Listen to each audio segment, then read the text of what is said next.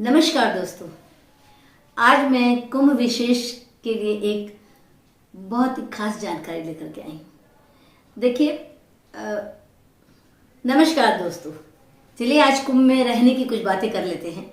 वैसे तो वहाँ पे बहुत सारे होटल, लॉज और लोगों ने घर भी दिए हैं, अपने अपने रूम्स भी किराए पे दिए हैं और जिनका कि किराया बहुत ही अधिक है।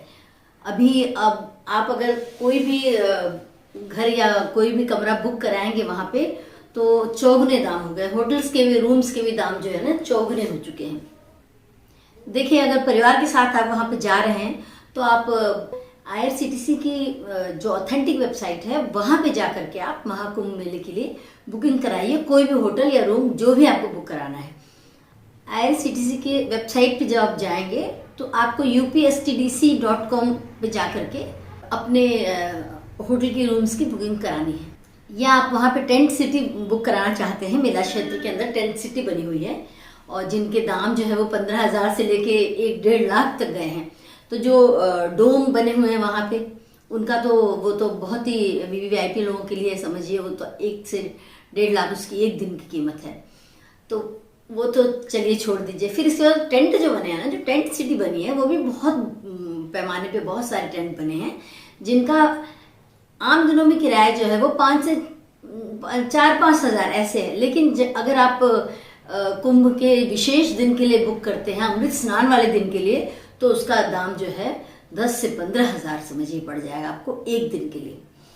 तो मैं बात करना चाहती हूँ फ्री में रहने वाली। तो मैं चलिए बताती हूँ कि आप वहाँ कहाँ कहाँ फ्री में रह सकते हैं। तो देखिए, ऐसा है कि पहले तो शहर में कई जगहों पे रैन बसेरे बनाए गए हैं।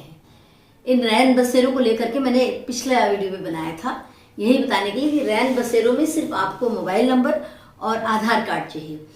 उसमें आप जा करके शाम को आप 6 बजे जाइए और सुबह 7 बजे आपको वहां से निकल जाना होगा। इस तरह से आप जो रैन बसेरा बुक करते हैं तो उसमें आपको रहना फ्री है, आपको कुछ भी रहने में लगेगा नहीं। लेकिन शौचालय जो है वो सार्वजनिक है, वो बाहर है, उसको आपको साफ सफाई का स्वयं ध्यान रखना पड़ेगा। इसके बाद अपने सामान की भी आपको स्वयं सुरक्षा करनी होगी। पानी वगैरह की है व्यवस्था वहाँ पे, आपको चार्जिंग पॉइंट भी वहाँ मिलेंगे। तो एक तो हो गया रैन बसेरा जो फ्री में आपको रहना है। तो इसके बाद जो है योगी सरकार ने, उत्तर प्रदेश की सरकार ने भी मेला क्षेत्र के अंदर आपको फ्री में रहने की व्यवस्था की है। योगी जी ने वहां पे जन आश्रय स्थल बनाए हैं जहां कि आप फ्री में रह सकते हो। कुछ जन आश्रय स्थल ऐसे भी हैं जहां आप मात्र 100 रुपए दे करके 24 घंटे के लिए रह सकते हैं। तो इन जगहों पे जो है जन आश्रय स्थल जो है वहां पे आपको बेड है और ब्लैंकेट भी है, पिलो भी है, लेकिन फिर भी आप अपनी तरफ से ब्लैंकेट और चादर वगैरह लेके जाइए, अपनी व्यवस्था कर लीजिएगा। और एकदम फ्री के जो है वहां पे तो आप जरूर ब्लैंकेट लेके जाइएगा। ये जो जन आश्रय स्थल बनाए गए हैं इनमें आपको सोने की, रहने की सुविधा है और इनमें भी जो टॉयलेट है, वॉशरूम है, वो बाहर बने हुए हैं। बाहर जाना है आपको वॉशरूम के लिए। और इनमें चार्जिंग पॉइंट्स भी बने हुए हैं, लाइट्स भी हैं, पंखे भी लगे हैं, जबकि आजकल पंखे की जरूरत नहीं है। लेकिन आपको अपने सामान का स्वयं ध्यान रखना पड़ेगा क्योंकि यहाँ पे कोई भी लगेज के लिए कोई आपको अलमारी या कोई जगह नहीं दी जाएगी जिसमें आप अपना सामान रख पाए। तो अगर आप एक दिन के लिए जा रहे हैं नहाने के लिए और अकेले हैं तब तो बहुत अच्छा है, आप इनमें जाके स्टे करिए।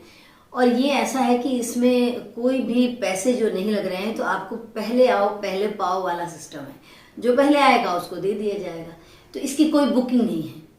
तो ये जन आश्रय स्थल जो है बहुत अच्छी जगह है रुकने के लिए। और इन्हीं के बाहर कहीं कहीं भंडारे चल रहे हैं, आराम से आप पेट भर के दाल चावल सब्जी पूड़ी सब खाइए और इसके बाद मंदिरों के दर्शन करिए। और नहाने के लिए भी ऐसा है कि स्नान करने का जो घाट है वो बहुत पास ही है, 1-1.5 किलोमीटर की दूरी पर ही है कहीं कहीं तो इन जन आश्रय स्थलों से पास है बिल्कुल।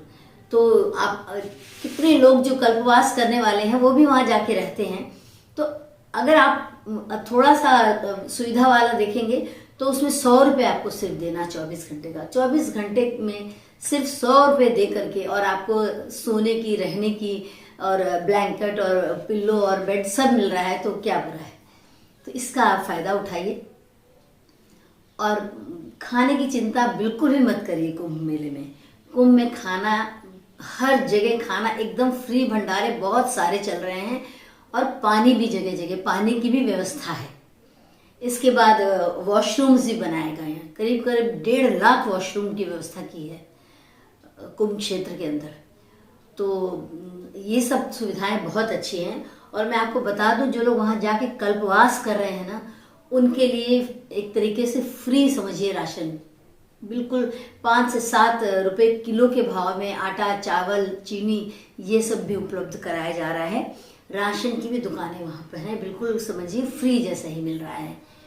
जो साधु संत के जो अखाड़े हैं, जो बड़े बड़े साधु संत लोगों ने अपना डेरा लगाया है, उनके लिए कोटा वहाँ पे निश्चित है, कितना कितना क्विंटल, कितना कितना देना है एक एक आश्रम में। तो ये समझ लिए कि इस बार जो है ये प्रयागराज का महाकुंभ मेला जो है वो बहुत ही आकर्षक है। और आप सभी लोग जाइए और संगम में डुबकी लगाइए। और इस यहाँ संगम तक जाने के लिए आपको बोट वगैरह भी अवेलेबल है। मैं वहाँ जाऊँगी तो आप लोगों को बताऊँगी और भी बातें कि क्या सुविधाएं हैं। लेकिन ये सुविधाएं मुझे पता है कि ये जो जन आश्रय है, इसकी सुविधा मुझे पता है। यहाँ पे कहीं कहीं तो 1000 के करीब लोग रुके हुए हैं, कहीं 500 लोग हैं। तो बहुत ही अच्छा प्रबंध किया गया है रहने का लोगों को फ्री में।